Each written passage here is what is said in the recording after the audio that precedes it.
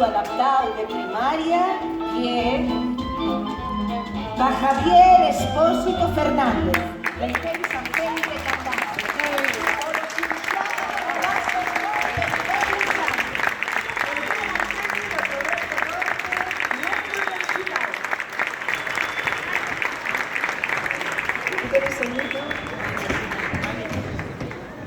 Bueno, muchas gracias a todos. Un placer estar aquí en este teatro tan guapo. Y sobre todo, hay unas gracias a estos niños, porque sin ellos, vamos, esto ya es imposible. Vamos a contaros un segundín de qué iba a ir un poco la obra. La obra era un poco una crítica y social, y quería dejar claro muchas cosas. A ver, ¿qué quería dejar claro la obra? Buenas tardes. Estamos per contentos pol premio. Prestónos mucho facer esta obra. Nella quisimos deixar claro unes cosines. Que mos presta más la música en asturiano que muchos otros. Y si llevan ellos, mejor. Así que puxa xantiquina y pop piquiñín. Ahí está.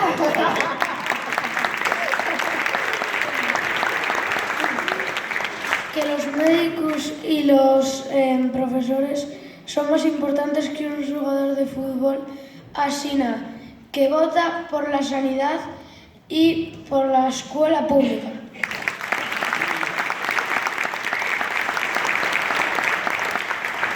Que somos trilingües, nada de bilingües. Asina que puxa a lingua asturiana.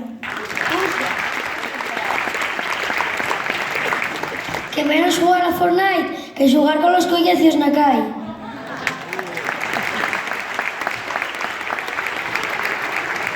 Y que de ahorros y desfisolos ya los tenemos dominados de fai tiempo, Por lo menos estamos de nivel para chines y marañueles. Así que puxa candás.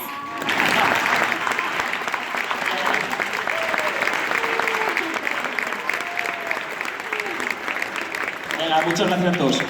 Volveremos.